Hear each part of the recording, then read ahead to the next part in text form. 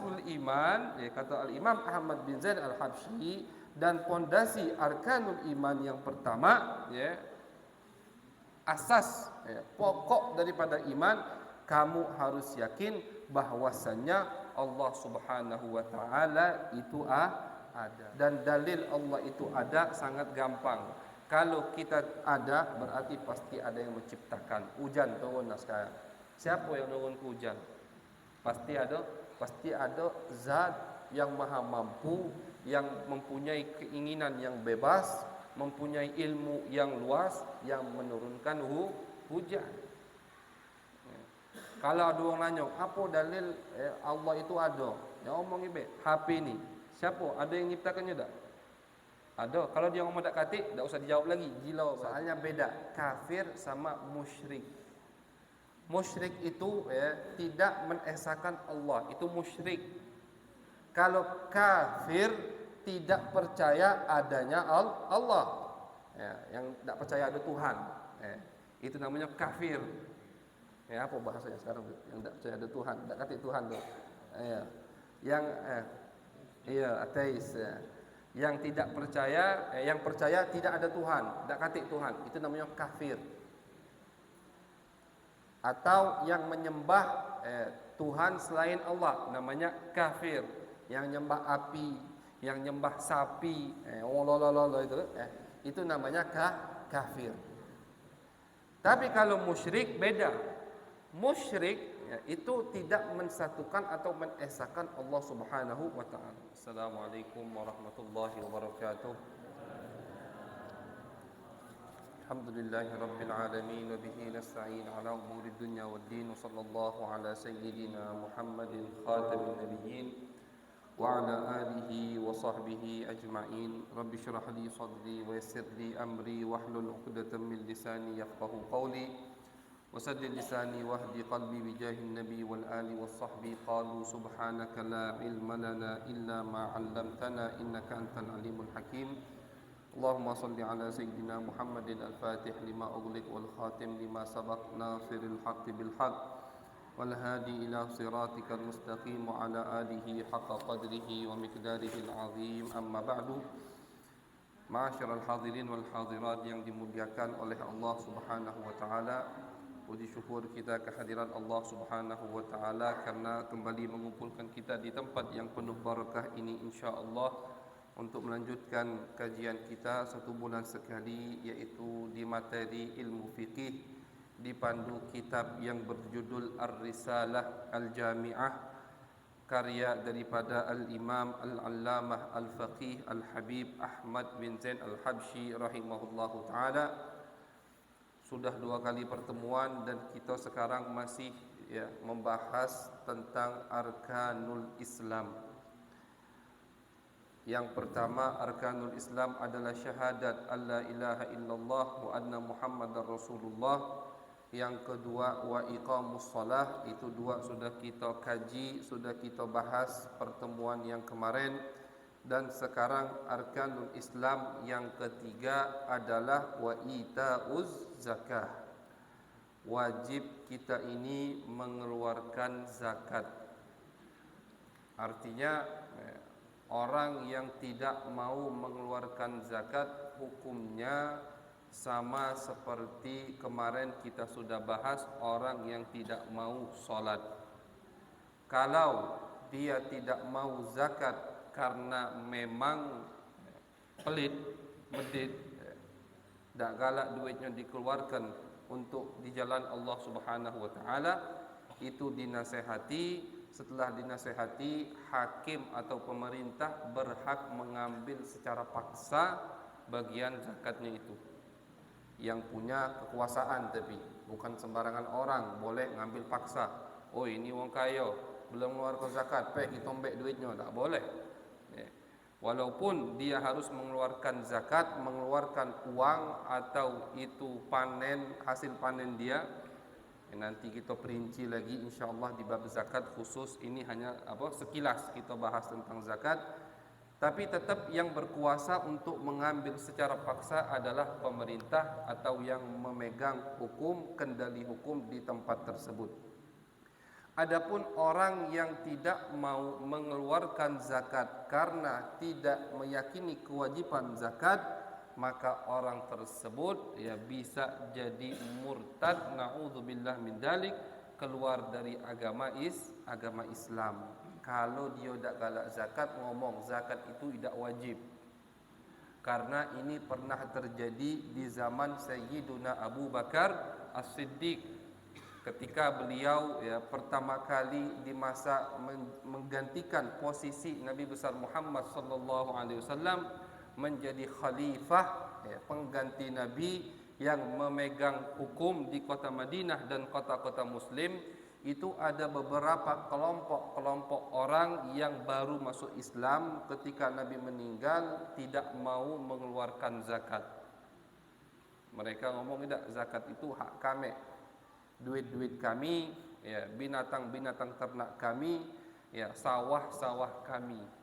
Jadi kami tidak mau mengeluarkan zakat lagi, wahai Abu Bakar. Nabi sudah tidak ada. Apa kata Sayyidina Abu Bakar? Ya, demi Allah, kata Sayyidina Abu Bakar, kalau kalian jangankan tidak mengeluarkan zakat, ya, satu helai saja, iqal. Iqal itu kain untuk mengikat onta. Ya. Jadi dasar, ya, kain untuk ikat onta. Satu kain itu saja, kata Sayyidina Abu Bakar, kalian tidak keluarkan, yang mana di zaman Nabi kalian keluarkan, maka aku akan memerangi kalian. Jadi Sayyidina Abu Bakar pas jadi khalifah pertama kali jadi pengganti posisi Nabi Muhammad SAW, tugas beliau pertama kali memerangi orang yang tidak mau mengeluarkan zakat. Hukumnya menurut Sayyidina Abu Bakar sama orang yang murtad, keluar dari agama Islam. Ya, jadi diperangi sama Sayyidina Abu Bakar seperti orang yang murtad. Tapi itu kalau orang yang tidak mengeluarkan zakat karena tidak meyakini kewajiban daripada zakat. Kata Sayyidina Abu Bakar, wallahi la ufarriqu bainas salati waz zakah. Demi Allah, aku tidak akan memisahkan antara salat dan zakat.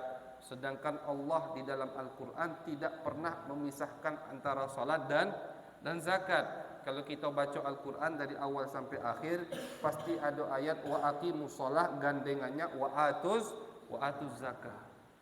Selalu ya Allah gandengkan itu, dirikan salat dan keluarkanlah zakat. Wa aqimus shalah wa atuz zakah. Ya, sama seperti wa'budullaha wa bil walidaini ihsana.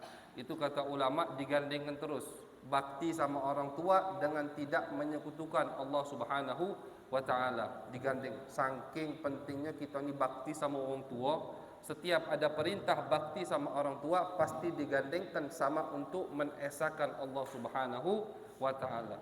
Ya, sembah Allah semata-mata, ya, jangan menduakan Allah, dan baktilah kalian kepada orang tua. Itu namanya dalalatul iqtiran, menunjukkan kemuliaan atau keagungan hal tersebut. Lihat sama siapa dia digandengkan.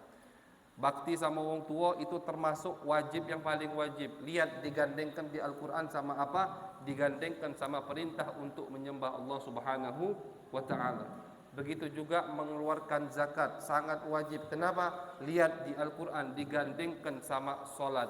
Wa aqimus shalah wa atuz zakah. Ya, jadi perintah untuk menjalankan atau mengeluarkan zakat itu sangat wajib. Yang meninggalkannya ya, karena tidak meyakini bahwasanya zakat wajib, itu bisa dihukumi murtad, naudzubillah min dalik, keluar dari agama Islam. Zakat ini ma'asyiral hadirin wal hadirat diwajibkan kepada umat Islam di tahun kedua Hijriyah, ya, ketika Nabi belum hijrah ke kota Madinah, belum wajib zakat. Karena waktu itu orang muslim belum mampu, ya, masih susah.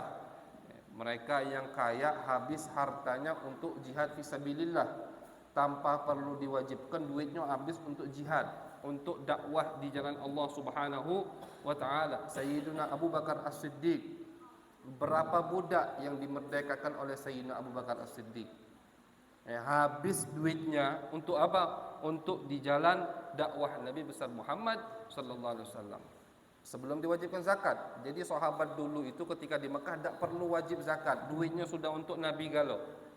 Kata Nabi Muhammad SAW, ma nafa'ani malu ahadikum kama nafa'ani malu Abi Bakar. Aku tidak pernah merasa kerasonian duit yang membuat atau membantu aku seperti harta Sayyidina Abu Bakar yang sering membantuku. Jadi kata Nabi, harta Abu Bakar itu habis galau-galau untuk di jalan dakwahku ketika di kota Mekah. Ada budak yang lagi disiksa karena masuk Islam, sama Sayyidina Abu Bakar dimerdekakan. Sayyidina Bilal, muadzin Nabi, tukang azan Nabi, itu kan budak. Ketika lagi disiksa sama tuannya Umayyah, yang merdekakan siapa? Sayyidina Abu Bakar, dibeli sama Sayyidina Abu Bakar.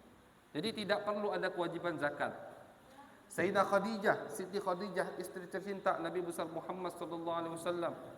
Begitu juga duitnya itu habis untuk dakwah Nabi Muhammad sallallahu alaihi wasallam. Beliau cantik, sudah cantik, punya kedudukan yang mulia,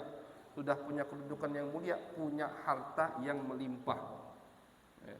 Siti Khadijah Al-Kubra radhiyallahu anha habis semua hartanya untuk jalan jihad di jalan Nabi besar Muhammad sallallahu alaihi wasallam. Namun setelah mereka para sahabat hijrah ke kota Madinah, yang mana di kota Madinah baru diterapkan hukum-hukum Islam, baru di situ banyak kewajiban yang Allah wajibkan. Jadi di kota Mekah itu 13 tahun belum banyak kewajiban yang diwajibkan sama Allah. Kenapa? Karena Nabi baru mau mengajak umat Islam atau umat musyrikin untuk menyembah Allah Subhanahu wa taala. Kalau kita baru ngajak orang masuk Islam, sebelum dia masuk Islam kita omongkan kau wajib ini, wajib ini, wajib ini, wajib ini, mundur dia masuk Islam. Jangan dulu. Kalau kita pengen narik orang masuk Islam, kenalkan dulu Allah itu siapa. Kenalkan Nabi Muhammad itu siapa. Bikin dia itu cinta dulu dengan Allah dan Nabi Muhammad sallallahu alaihi wasallam. Baru setelah itu dia sudah cinta sama Allah, cinta sama Nabi Muhammad, mau masuk agama Islam, baru kita kasih tahu ada salat 5 waktu yang wajib dari Allah Subhanahu wa taala. Gitu caranya. Soalnya Nabi metodenya begitu. 13 tahun di kota Mekah tidak ada kewajiban sama sekali yang diwajibkan oleh Allah Subhanahu wa taala, kecuali salat. Itu pun di tahun terakhir Isra Mi'raj. Nabi ini kan bulan Rajab ini, pas nian sama cerita Isra Mi'raj. Itu Isra Mi'raj setahun atau 2 tahun sebelum Nabi hijrah ke kota Madinah. Artinya sudah 11 tahun dakwah baru ada kewajiban salat. Berarti sebelum itu mereka solat ngikutin Nabi solatnya ngikutin agama Nabi Ibrahim. 2 rakaat di waktu pagi, 2 rakaat di waktu malam, hanya itu solatnya. Dan hukumnya bukan wajib. Jadi apa yang mereka lakukan selama itu? Duduk sama Nabi. Nabi ngajarkan mereka, mengenalkan mereka siapa Allah Subhanahu wa taala. Mengenalkan kepada mereka ada namanya hari akhir, ada namanya hari kiamat. Jadi yang dibahas di Mekah itu baik. Nah, namun setelah hijrah ke kota Madinah baru ada kewajiban zakat, ada kewajiban puasa, ada kewajiban haji, ada kewajiban yang lain. Ada hukum harus wudu, ada hukum tayamum, ada hukum ini. Itu baru nanti di kota Madinah Al-Munawwarah. Jadi diwajibkan zakat ini ketika Nabi sudah hijrah ke kota Madinah Al-Munawwarah. Kemudian rukun Islam yang keempat, shaum Ramadan. Puasa di bulan suci Ramadan. Begitu juga diwajibkan di tahun kedua ketika Nabi hijrah ke kota Madinah. Sebelum puasa Ramadan ini umat muslimin tidak ada puasa wajib. Ada yang mengatakan puasa wajibnya puasa Asyura. Jadi ada pendapat yang mengatakan dulu sebelum bulan puasa Ramadan diwajibkan kita puasa, umat muslimin itu hanya 1 hari yang wajib puasa, yaitu puasa Asyura, 10 Muharram. Itu wajib puasa dulunya. Namun ketika bulan suci Ramadan diwajibkan sama Allah Subhanahu wa taala, hukum wajib puasa Muharram ini, 10 Muharram ini dihapus oleh Allah Subhanahu wa taala dari wajib menjadi sunnah. Sunnah baik kita puasa 10 Muharram. Tapi yang wajib diganti di bulan suci Ramadan, ya 1 bulan penuh. Itu diwajibkan juga oleh Allah Subhanahu wa taala kepada kita ketika Nabi di kota Madinah al-Munawwarah. Kemudian ya, rukun Islam yang kelima, wa hajjul baiti man istata'a ilaihi sabila. Pergi haji ke rumah Allah Subhanahu wa taala yaitu Makkah Al-Mukarramah bagi man istata'a ilaihi sabila, bagi yang mampu untuk pergi haji. Jadi kalau sudah ada yang mampu dari uang, ada duitnya, kesehatan juga mampu. Terus uang tadi bukan hanya untuk pergi, tapi pikirkan juga keluarga yang ditinggalkan. Haji 1 bulan, pikirkan makan anak bini 1 bulan berapa. Misalkan 3 juta Ustaz, ya udah harus ada 3 juta itu. Bukan pikir ke kita baik yang bakal berangkat, habis anak bini tak tahu makan apa. Tak boleh. Tetap yang untuk anak bini harus kita pikirkan. Kalau tidak ada, berarti Anda belum mampu. Mampu itu keseluruhan. Jadi misalkan makan anak bini 3 juta 1 bulan, ada sudah. Terus untuk kita berangkat, ya, PP-nya, ya, pergi pulang perginya ada ya sudah. Baru dinamakan mampu. Dan ketika seseorang sudah mampu haji dan dia tidak melaksanakan haji, maka itu bisa menjadi qadha buat dia. Jadi misalkan sudah kena kemampuan haji tahun ini, ya, tapi sekarang Indonesia ini ulama banyak mengatakan kita ini tidak ada yang kena kewajiban haji. Kenapa tidak ada yang kena kewajiban haji? Karena haji sekarang susah. Nak berpuluh-puluh tahun baru haji. Tapi jangan putus asa. Kalau memang kita punya duit, daftarkan haji. Ustaz, aku lah tua, tak tahu sempat apa tidak. Umur bukan di tangan kita. Umur di tangan Allah Subhanahu wa taala. Banyak kita melihat dulu pas di Mekah itu uang tua-tua haji. Banyak. Bahkan kebanyakan orang tua yang haji daripada orang muda. Artinya apa? Artinya kalau memang kita dijodohkan sama Allah Subhanahu wa taala untuk pergi ke Baitullah Al-Haram, ya, walaupun umur setua apapun pasti kita sampai ke sana. Jadi jangan pemerintah sekarang nyusahkan ya Ustaz. Ngapo? Ya nak haji 20 tahun lagi.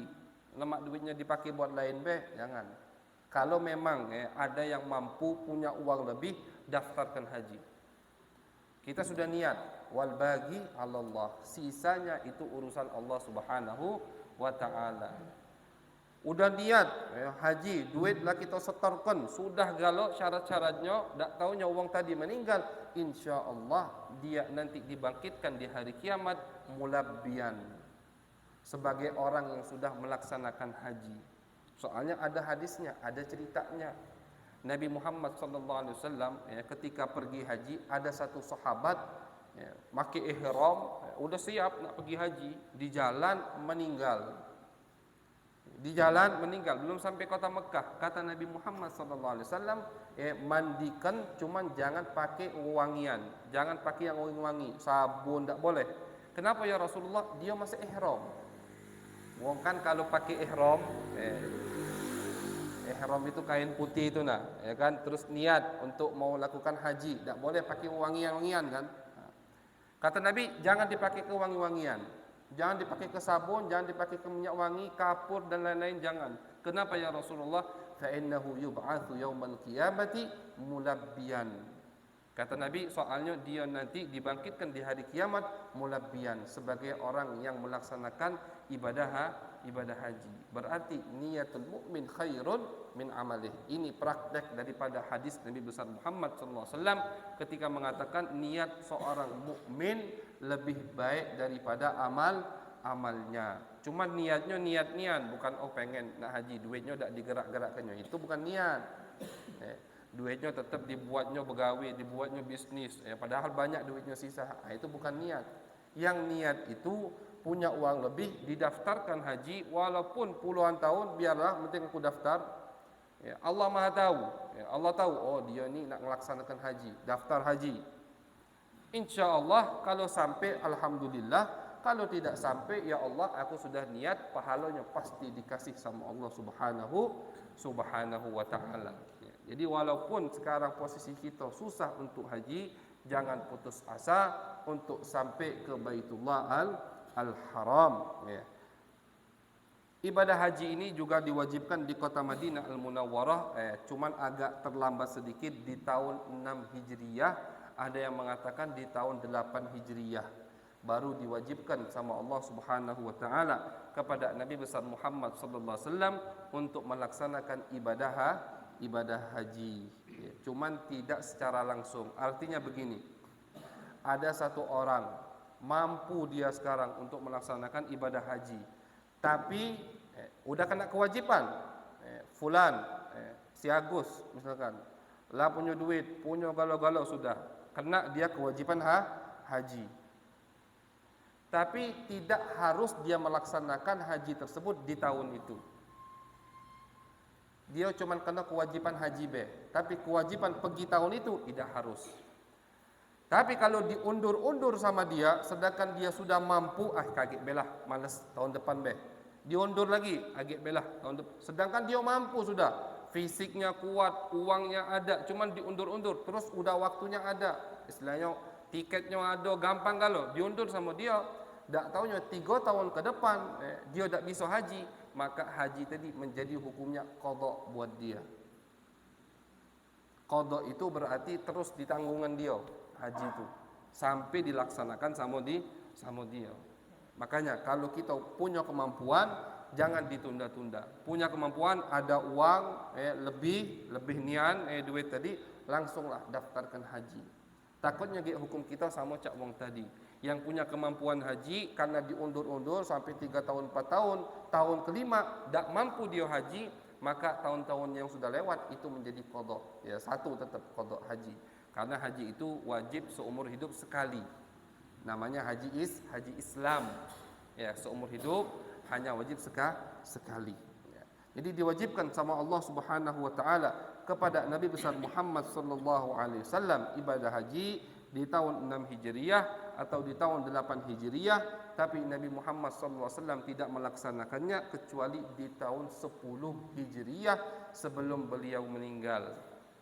Ya, jadi Nabi itu ibadah terakhir yang dipraktekkan sama Nabi Muhammad SAW adalah ibadah haji. Beliau haji tahun 10, yaitu bulan 12, di penghujung tahun. Muharramnya masuk bulan tahun 11 Hijriyah. Muharram, Safar, Rabiul Awal, Nabi Muhammad SAW meninggal. Jadi 2 bulan setelah beliau haji, beliau wafat, meninggal dunia. Jadi terakhir ibadah yang dipraktekkan sama Nabi Muhammad SAW adalah ibadah haji. Jadi kata ulama, Nabi itu hanya haji 1 kali setelah Islam dan setelah beliau hijrah. Adapun sebelum beliau hijrah, kata ulama, tiap tahun orang Makkah itu haji. Jadi haji ini ma'asyiral hadirin wal hadirat termasuk ibadah dari orang-orang terdahulu. Bukan hanya khusus untuk umat Nabi Muhammad sallallahu alaihi wasallam. Setiap nabi itu pasti ada yang namanya ibadah haji. Ziarah ke rumah Allah, tawaf di Al-Ka'bah Al-Musharrafah. Setiap nabi. Nabi Muhammad sallallahu alaihi wasallam mengatakan, ya, di dalam hadis, "Ma min nabiyyin udhiya illa waja'al bait wa tafa bih," atau kama qala. Kata Nabi Muhammad SAW, tidak ada nabi, satu nabi pun yang diutus sama Allah dan diganggu sama kaumnya, kecuali nabi tadi pergi ke Mekah, ya, dan tawaf di Ka'bah Al-Mukarramah, ya, meminta bantuan dari Allah Subhanahu wa taala. Makanya di dalam kitab sejarah diriwayatkan bahwasanya di Ka'bah itu sekelilingnya itu ada kuburan 70 lebih daripada nabi-nabi. Ya, jadi ada kuburan 70 Nabi di antara Ka'bah itu, sekeliling Ka'bah, atau di Hijr Ismail. Ya, itu ada 70 Nabi yang dikubur di bawah situ. Artinya haji ini, atau ziarah ke Baitullah Al-Haram itu sudah ibadah atau kewajiban dari umat-umat terdahulu, dari Nabi Ibrahim, ya kan? Yang pertama kali bangun Ka'bah itu Nabi Adam. Ya, yang pertama kali bangun Ka'bah Nabi Adam. Wakil malaikat. Katanya malaikat yang pertama kali bangun Ka'bah. Nabi Adam cuman nerusi baik. Terus setelah Nabi Adam bangunnya tadi runtuh di zaman Nabi Ibrahim, baru Nabi Ibrahim mendirikan bangunannya lagi. Ya, wa id yarfa'u Ibrahimu al-qawa'ida minal bait, di dalam Al-Qur'an. Kata Allah ketika Nabi Ibrahim mengangkat pondasi. Al-qawa'id, qawat itu pondasi. Artinya pondasinya sudah ada. Nabi Ibrahim hanya mengangkat bangunan tersebut, dibantu anaknya Nabi Ismail. Jadi bukan Nabi Ibrahim yang bangun, sebelumnya sudah ada Ka'bah itu. Yang bangun siapa? Ya, Nabi Adam, ada yang mengatakan malaikat. Nabi Ibrahim cuman naikkan lagi, dan sampai sekarang alhamdulillah Ka'bah masih ada. Terus Ka'bah itu termasuk kemuliaan Ka'bah, katanya Ka'bah itu atasnya adalah Baitul Ma'mur. Jadi pas di Ka'bah, kalau kita tarik ke atas, ke langit, terus tembus langit 7, ada namanya Ka'bah malaikat atau Ka'bah di langit sana, namanya Baitul Ma'mur. Setiap hari masuk ke Baitul Ma'mur itu 70.000 malaikat dan tidak keluar lagi. Jadi Allah menciptakan setiap hari 70.000 malaikat masuk ke Baitul Ma'mur, tidak keluar lagi. Dan Baitul Ma'mur itu tempat tawafnya para malaikat, tempat tawafnya para arwah salihun, ruh-ruh orang soleh. Tawafnya kalau di atas di Baitul Ma'mur. Baitul Ma'mur bawahnya pas sama Ka'bah. Jadi insya Allah mudah-mudahan yang di sini semua diberi kesempatan oleh Allah Subhanahu Wa Taala untuk melihat Al-Ka'bah Al-Musyarrafah. Karena melihatnya saja sudah pahala. Melihat Ka'bah sudah pahala. Jadi kita pasang niat. Yang sudah pernah, insya Allah kembali lagi. Yang belum pernah, insya Allah diberikan jodoh sama Allah untuk melihat Ka'bah Al-Mukarramah. Yang penting kita niat, tanamkan di hati kita, ya Allah aku pengen niat nak ke Ka'bah, pengen niat nak haji, pengen niat nak umrah. Doa terus dan usaha, insya Allah tidak sia-sia disampaikan sama Allah Subhanahu Wa Taala. Jadi 5 hal ini ma'asyiral hadirin wal hadirat adalah rukun Islam. Yang mana rukun Islam ini bukan hasil pemikiran dari ulama, dari Imam Syafi'i, dari Imam Malik, bukan. Tapi rukun Islam ini langsung dari Allah melewati malaikat Jibril ke Nabi Muhammad sallallahu alaihi wasallam. Ada namanya hadis Jibril. Apa hadis Jibril itu? Malaikat Jibril datang ke Nabi Muhammad, bertanya kepada Nabi Muhammad tentang arkanul Islam, disebutkan sama Nabi. Jadi ini bukan hasil pemikiran ulama. Arkanul Islam itu langsung dari Nabi besar Muhammad sallallahu alaihi wasallam. Disebutkan sama Nabi, arkanul Islam ada 5, begini. Arkanul iman ada 6, begini. Terus ada arkanul ihsan. Makanya hadis ini dinamakan hadis Jibril. Karena yang turun bertanya nyamar itu malaikat Jibril. Kata sahabat, kami lagi duduk bareng-bareng sama Nabi di masjid, tiba-tiba ada orang asing, bukan orang Madinah. Tahu kan kita kalau orang kampung kita, oh ini bukan orang Pemulutan, bukan orang desa Sukarame, pasti tahu. Gantong, pakainya putih, tinggi lagi. Wah ini bukan orang Madinah. Datang, tahu-tahu langsung nyamperi Nabi, duduk di hadapan Nabi. Fa'asnada rukbateh ila rukbateh. Kakinya ditempelkan ke kaki Nabi. Sahabat bingung kan, siapa ini? Langsung berkata kepada Nabi, ya Rasulullah, mal Islam atau ma arkanul Islam. Tanya rukun Islam. Dijawab sama Nabi, rukun Islam ada 5. Syahadat, salat, zakat, puasa, dan haji. Udah selesai semua nanya dia, apa itu rukun iman, apa itu arkanul ihsan, apa itu tanda-tanda kiamat, selesai semua, pergi keluar. Setelah keluar, tidak menyapa sahabat sama sekali. Akhirnya Nabi nanya sama sahabat, tahu tak kalian siapa itu? Siapa ya Rasulullah? Dzaka Jibril, itu malaikat Jibril. Cuman lagi nyamar jadi manusia. Jadi malaikat Jibril itu memang sering turun ke Nabi Muhammad menyamar jadi manusia. Dan ada satu sahabat yang saking gantengnya, malaikat Jibril sering niru dia. Ya, namanya Dihyah Al-Kalbi. Sahabat Dihyah Al-Kalbi ini ganteng. Jadi kalau malaikat Jibril datang ke Nabi sering menggunakan postur tubuh atau muka sahabat Dihyah Al-Kalbi. Malaikat Jibril mendatangi Nabi Muhammad dengan gambar atau postur tubuh aslinya cuma 2 kali.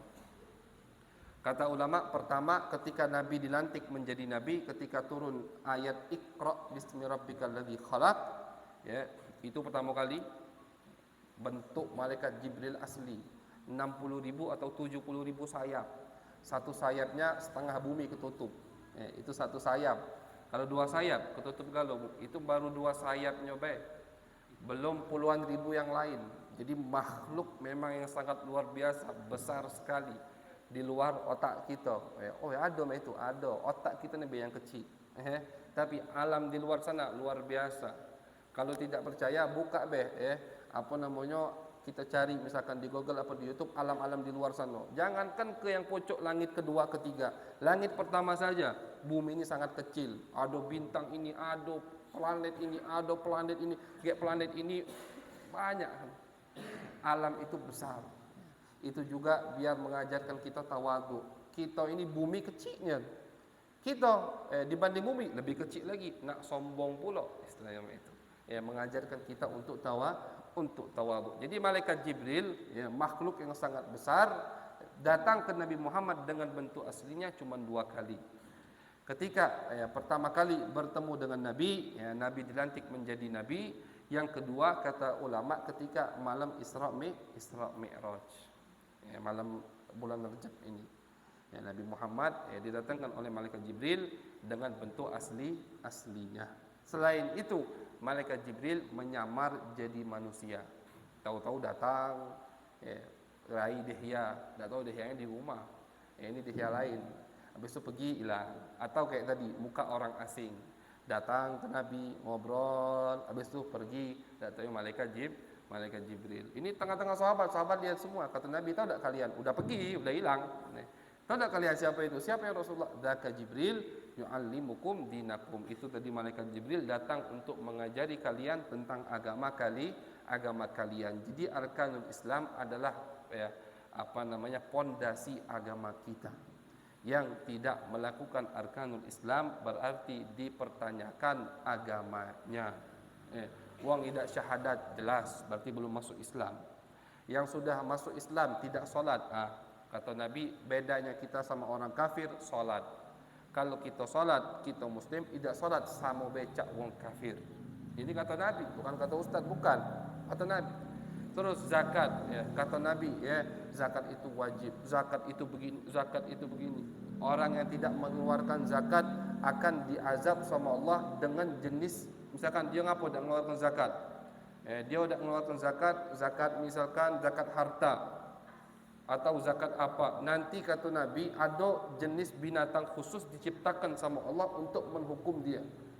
Yang tidak mengeluarkan zakat ada ular besar kaget di kuburannya. Ini hadis semua. Ancaman dari Nabi besar Muhammad sallallahu alaihi wasallam. Jadi arkanul Islam itu adalah pokok pondasi daripada Islam. Yang tidak melaksanakannya berarti dipertanyakan agamanya. Kemudian Al-Imam Ahmad bin Zain Al-Habsyi mengatakan, wa hajjul baiti man istata'a ilaihi sabila ma'al ikhlasi wat tasdiq. Kita melakukan ini semua, kata beliau, harus dibarengi dengan ikhlas. Apa ikhlas? Hanya karena Allah Subhanahu wa taala, bukan riya atau pamrih karena fulan dan fulan, tidak.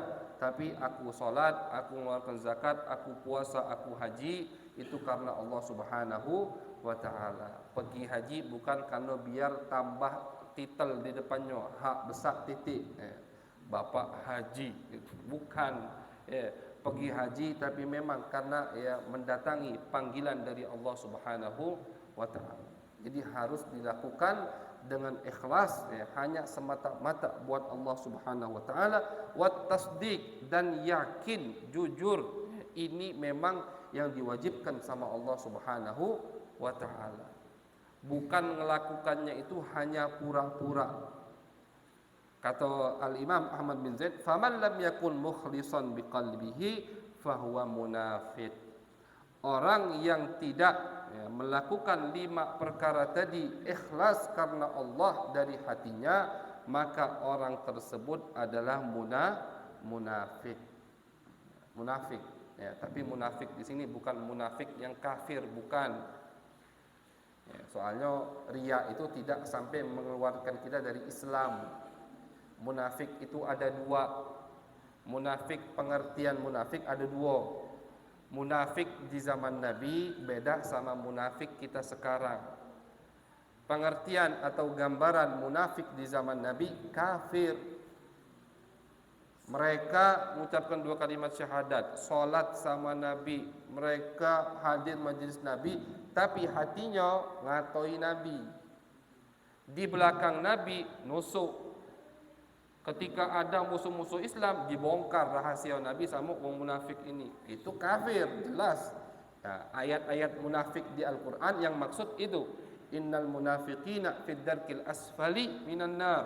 Kata Allah, orang-orang munafik itu nerakanya paling bawah, lebih dari orang kafir. Karena rain wo. Ya, depan Nabi cak-cak Muslim, di belakang Nabi dia tetap kafir. Itu jadi ayat-ayat ancaman yang disebutkan munafik di dalam Al-Quran. Yang dimaksud siapa? Munafik yang seperti itu, yang seperti di zaman Nabi besar Muhammad sallallahu alaihi wasallam. Depannya Islam, belakangnya kafir. Depannya bantu Nabi, mereka tidak pernah bantu Nabi. Kalau Nabi nak perang, alasan galau langsung, kaki aku sakit ya Rasulullah, bini aku lagi ngidam bunting ya Rasulullah, tak pacak metu. Ini aku kata tiap peperangan pasti mereka tidak pernah melok. Itu orang munafik. Ya, itu orang-orang munafik yang di zaman Nabi Muhammad sallallahu alaihi wasallam. Tapi pas Nabi punya ghanimah, rampasan perang, duit Nabi banyak, datang kalau orang munafik tadi. Ya Rasulullah, aku punya butuhnya duit ni lah, nak buka modal buat buka apa dagang ini. Oh, dinjo sama Nabi, dinjo. Pas lemak datang, pas sago tidak datang. Ya, itu orang munafik ya. Kalau ada yang cek itu berarti mirip dikit lah sama munafik ya. Ya, jadi kata ulama, munafik yang ada ancamannya di dalam Al-Quran itu munafik yang seperti di zaman Nabi besar Muhammad sallallahu alaihi wasallam. Itu hukumnya kafir, jelas. Ya. Walaupun ketika dia meninggal, tetap kita harus nyolati dia, tetap kita mandikan dia, tetap kita ngoborkan dia. Kenapa? Karena zahirnya Islam, ngakunya Islam. Kita sebagai muslimin kena kewajiban tetap. Tapi di kuburan langsung disiksa sama Allah Subhanahu wa taala. Dan Nabi tidak meninggal kecuali Nabi tahu galau siapa orang munafik yang di hadapan Nabi. Diberitahu semua sama Allah, itu Muhammad munafik, itu atik sini insyaallah di sana. Itu munafik. Jadi tahu kalau Nabi siapa yang munafik dan siapa yang memang jujur tulus cinta sama Nabi besar Muhammad sallallahu alaihi wasallam. Jadi yang tidak melakukan arkanul Islam ini dengan ikhlas ya, maka dia adalah orang yang munafik, tapi bukan munafik keyakinan, munafik masalah amal ibadah. Artinya dia riya. Ya, apa riya? Pamrih ya. Pengen dilihat orang lain, bukan karena Allah Subhanahu wa taala. Itu juga orang bisa dikatakan munafik. Wa man lam yakun musaddiqan biqalbihi fahuwa kafir. Yang tidak meyakini 5 hal tadi. Ya, jadi 5 hal tadi tidak ada uzur lagi, kita tidak yakin itu wajib. Arkanul Islam, arkanul iman itu pokok atau pondasi agama. Maksudnya ketika orang masuk Islam harus tahu 5 ini wajib, 6 ini wajib. Kalau dia tidak meyakini dari 5 dan 6 ini, Islamnya tidak diterima, atau Islamnya bisa bermasalah, bisa dia keluar dari agama. Kenapa? Ini 5 pondasi, harus tahu. Makanya ketika kita ngajak orang sudah dia syahadat, Kita ngajak orang tadi kan, ngerayu dia, kenalkan dia keindahan Islam, kenalkan dia Allah penyayang, kenalkan dia Nabi Muhammad yang sangat penyayang juga. Sudah dia galak, masuk Islam misalkan, baru kenalkan solat. Tertibnya cak itu. Jangan dia baru masuk Islam langsung kita ajarkan ada haji, jangan, solat dulu. Tertibnya seperti arkanul Islam, baru arkanul iman, begitu. Ya, soalnya itu fondasi pokok yang wajib, tidak boleh ditinggalkan oleh umat Islam. Ya. Kemudian Al-Imam Ahmad bin Zain Al-Habsyi mengatakan, wa aslul iman an ta'taqida anna Allah Ta'ala mawjudun. Asli atau pondasi arkanul iman itu apa? Yang pertama, kamu harus yakin bahwasannya Allah itu ada. Kita harus yakin, jelas, alhamdulillah kita semua di sini yakin Allah itu ada. Dan dalil Allah itu ada sangat gampang. Kalau kita ada, berarti pasti ada yang menciptakan. Hujan turun sekarang. Siapa yang turun ke hujan? Pasti ada zat yang maha mampu, yang mempunyai keinginan yang bebas, mempunyai ilmu yang luas, yang menurunkan hujan. Kalau ada orang nanya, apa dalil Allah itu ada? Ya omong ibe, HP ni. Siapa? Ada yang nyiptakannya tak? Ada. Kalau dia ngomong tak katik, tak usah dijawab lagi. Gila berarti. Ya kan? Tak mungkin HP ni gerak dewek, tok. Ada ini dewek gerak dewek. Tak mungkin. Pasti ada yang ngutak ngatik bertahun-tahun. Ya. Pasti ada. Nah, jadi kalau ada orang yang bertanya, apa dalil adanya Allah Subhanahu wa taala? Katakan adanya dirimu itu dalil adanya Allah Subhanahu wa taala. Gampang. Dalil Allah itu ada gampang, tidak ruwet. Adanya diri kita, kita bisa bernafas, bisa melihat, mendengar, itu sudah dalil yang sangat besar bahwasanya Allah itu ada. Allah mengatakan di dalam Al-Qur'an, wa fi anfusikum afala tubsirun. Kata Allah, kalian itu kalau mau mencari dalil kekuasaan Allah, dalil Allah itu maha mampu, tidak usah jauh-jauh. Wa fi anfusikum, di diri kalian, lihat. Kenapa mulut, habis itu gigi, habis itu lidah? Kenapa hidung lubangnya 2? Kenapa hidung posisinya di sini, bukan di sini? Kenapa mata di sini, bukan di sini? Itu semua adalah menunjukkan yang menciptakan zat yang maha mampu dan yang maha kuasa. Jadi gampang kan? Dalil kita ini ingin tahu apakah Allah itu ada atau tidak. Wa aslul iman, kata Al-Imam Ahmad bin Zain Al-Habsyi, dan pondasi arkanul iman yang pertama, asas, pokok daripada iman, kamu harus yakin bahwasannya Allah Subhanahu wa taala itu ada, maujudun. Allah ada. Dan iman ini, ma'asyiral hadirin wal hadirat, bisa bertambah dan bisa berkurang. Ketika kita sudah masuk Islam, sudah iman sama Allah, kalau kita jaga iman kita ini, dengan apa kita menjaganya? Dengan apa kita mengembang biakkan iman kita? Dengan kita memperbanyak amal soleh, dengan kita memperbanyak ibadah kepada Allah Subhanahu wa ta'ala, maka iman tadi akan bertambah. Tapi kalau kita sudah masuk Islam, sudah masuk iman, kita tidak jaga iman ini, kita maksiat terus, kewajiban yang Allah wajibkan ditinggalkan terus, itu lama-lama imannya terkikis. Na'udzubillah min dalik. Bisa kali jadi dia itu murtad, keluar dari agama Islam. Jadi kata ulama, al-iman yazid wa yanqus. Iman itu bisa nambah dan bisa berkurang. Bertambahnya dengan kita menjauhi larangan Allah dan melakukan semua perintah Allah. Berkurangnya dengan kita melakukan atau melakukan semua yang Allah larang dan meninggalkan semua yang Allah perintahkan. Jadi kalau ingin iman kita bertambah, maka banyaklah amal ibadah, jauhlah dari maksiat yang dilarang oleh Allah Subhanahu wa taala. Insyaallah iman kita terus bertambah sehingga orang yang imannya bertambah tambah juga dia dekat kepada Allah Subhanahu wa taala. Jadilah dia wali Allah. Jadilah dia kekasih Allah, Habibullah, orang yang dicintai oleh Allah Subhanahu wa taala. Terus juga yang harus kita yakini, wa annahu ta'ala wahidun la syarikalah. Jangan hanya meyakini Allah ada, tidak cukup. Harus yakin bahwasanya Allah itu Maha Esa, satu. Tidak ada anak, tidak ada bapak, tidak ada ibu, istri, tidak ada, satu. Qul huwallahu ahad. Katakan kepada mereka, wahai Muhammad, bahwasanya Allah itu satu. Jadi kalau kita yakin Allah ada, tapi Allah adanya ini ada Tuhan Bapa, ada Tuhan Anak, atau ada Tuhan-Tuhan yang lain, ya, tidak ada bedanya kita sama wong musyrik Mekah. Orang musyrik Mekah yang mana ketika Nabi diutus, mereka itu yakin ada Allah. Wong kafir, lebih tepatnya bukan kafir, musyrik. Soalnya beda, kafir sama musyrik. Musyrik itu tidak menesakan Allah, itu musyrik.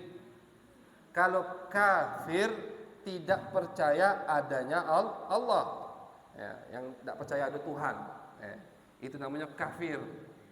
Apa bahasanya sekarang? Yang tidak percaya ada Tuhan, tidak kata Tuhan tuh. Yang ateis, yang tidak percaya, yang percaya tidak ada Tuhan, tidak kata Tuhan, itu namanya kafir. Atau yang menyembah Tuhan selain Allah, namanya kafir. Yang nyembah api, yang nyembah sapi, itu namanya kafir. Tapi kalau musyrik beda. Musyrik itu tidak mensatukan atau menesakan Allah Subhanahu wa taala. Orang musyrik Mekah yang ketika di situ Nabi diutus, mereka yakin ada Allah. Yakin mereka Allah itu ada. Cuman mereka menjadikan berhala-berhala tersebut wasilah cara mereka untuk mendekatkan diri kepada Allah, tapi salah. Akhirnya kebablasan. Lupa sama Allah, malah ingat sama berhala tadi, Hubal, Manah, itu macam-macam namanya kan. Nyembelih bukan kurban lillah subhanahu wa ta'ala, bukan untuk mendekatkan diri kepada Allah, tapi nyembelih sapi, nyembelih untanya buat siapa? Buat berhala-berhalanya. Ini di Al-Quran. Ma na'buduhum illa liyuqarribuna ilallahi zulfa, kata Allah. Alasan mereka ketika menyembah berhala, kata mereka, kami tidak menyembah berhala kecuali karena kami ingin mendekatkan diri kepada Allah Subhanahu wa ta'ala. Tapi kebablasan dan caranya salah. Jadilah mereka musyrik. Yakin bahwasanya patung ini punya kekuasaan. Jadi mereka tuh kalau nak pergi ada patung khusus. Istikharanya ke patung tadi. Betul apa tidak? Pergi ke pemulutan apa tidak? Misalkan begitu. Kata-kata patung tadi pakai ini apa? Pakai undi-undian cek itu nah. Pakai kocok-kocokan cek itu, pas keluar tidak pergi, berarti kata patung ini tidak boleh pergi. Yakin patung ini punya kehendak. Makanya mereka musyrik. Tapi kata Allah, wa idza massakumud durru fil bahri dhalla man tad'una illa iyyah. Kalau ketika mereka lagi di laut, ombak lagi besar, banyu pasang, mereka ketakutan, mereka mendoa atau ingatnya hanya sama Allah Subhanahu wa ta'ala. Sama cak munafik tadi, pas lagi salah ingat Allah Subhanahu wa ta'ala. Lagi ombak besar, orang Arab itu kan paling takut sama ombak, soalnya mereka jarang naik kapal. Jadi kalau naik kapal ada ombak dikit mereka takut. Ingatnya langsung sama Allah Subhanahu wa ta'ala, bukan ingat sama berhala-berhala. Ini diceritakan dalam Al-Quran. Tapi ketika mereka balik ke daratan, sudah lupa sama Allah, ingatnya lagi atau ta'alluqnya lagi terkait ibadah mereka kembali kepada berhala. Itu namanya musyrik. Jadi beda dari pengertian Arab, bahasa Arab beda kafir sama musyrik. Kafir tadi yakin tidak ada Tuhan sama sekali, atau yakin ada Tuhan tapi selain Allah Subhanahu wa ta'ala. Musyrik yakin ada Allah tapi ada Tuhan selain Allah. Misalkan yang berkeyakinan ada Tuhan anak, Tuhan bapa itu musyrik, bukan kafir. Kenapa musyrik? Dia yakin ada Tuhan Allah. Tapi punya anak, punya istri gitu ya.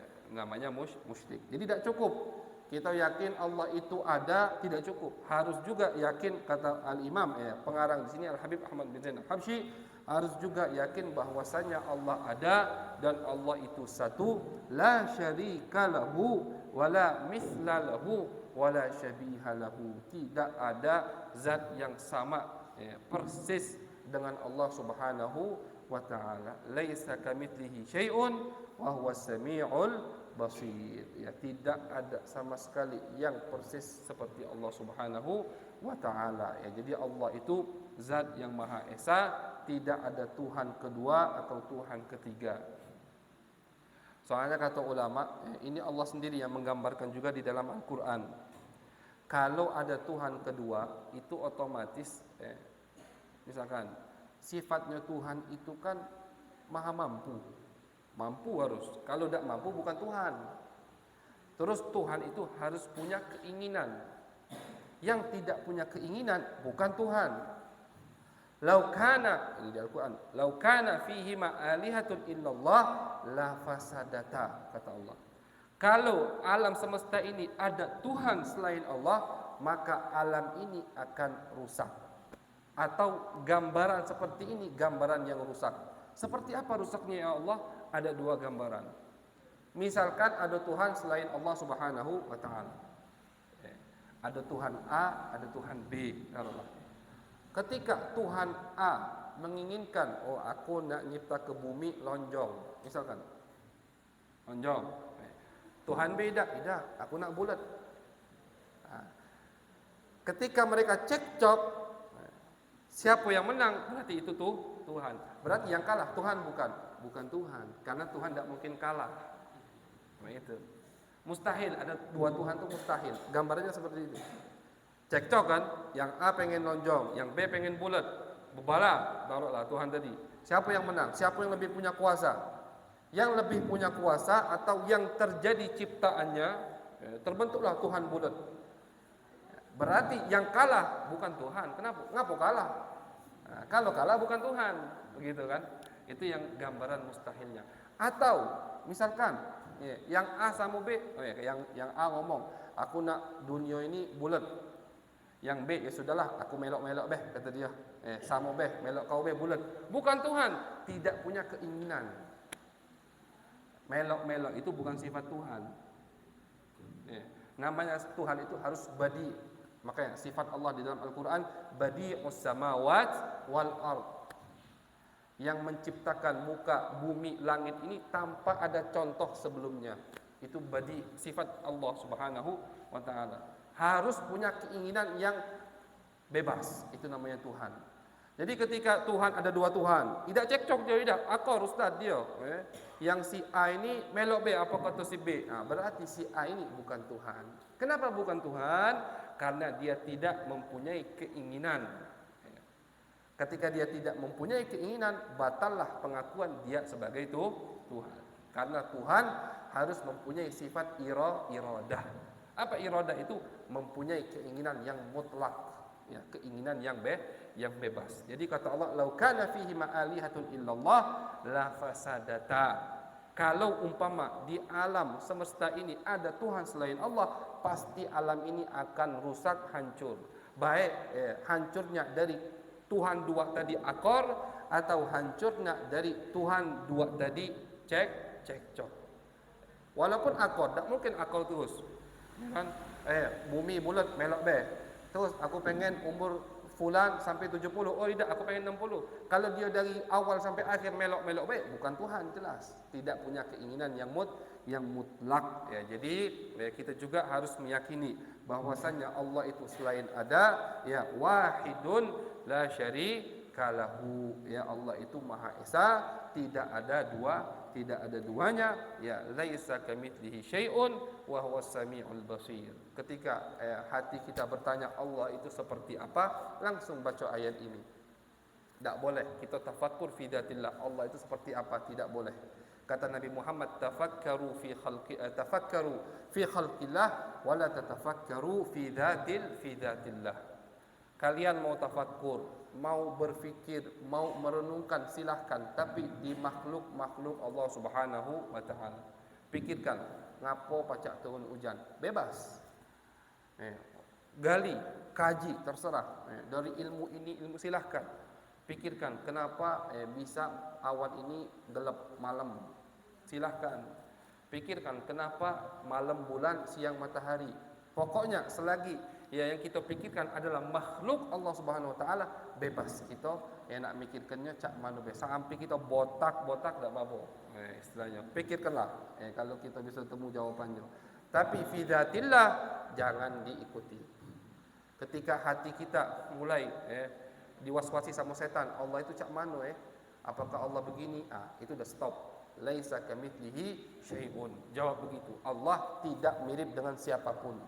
Bagaimana? Nanti kita lihat ketika kita di surga, insya Allah. Karena kata Nabi Muhammad, kalian nanti di surga nikmat yang paling besar, bukan bidadari, bukan makan semaunya, bukan tidur semaunya, tapi apa nikmat paling besar? Adalah ru'yatullah, melihat Allah Subhanahu wa taala. Jadi kalau kita bingung cak mana Allah, laisa kamitslihi syai'un, tidak mirip dengan siapapun. Terus bagaimana? Nanti wahai hatiku, kelak kau di akhirat di surga, insyaallah bertemu dengan Allah. Amin ya rabbal alamin.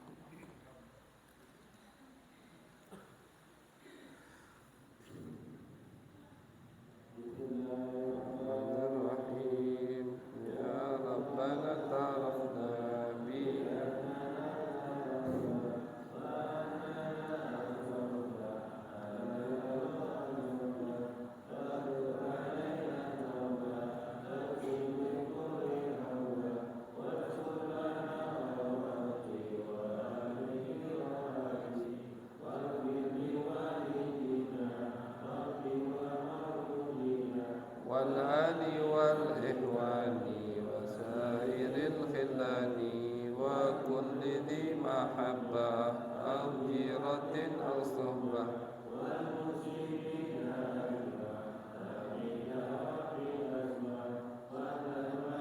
تمنى لا باكتساب منا بالمصطفى الرسول نهضى بكل سول عليه عد الحب والآل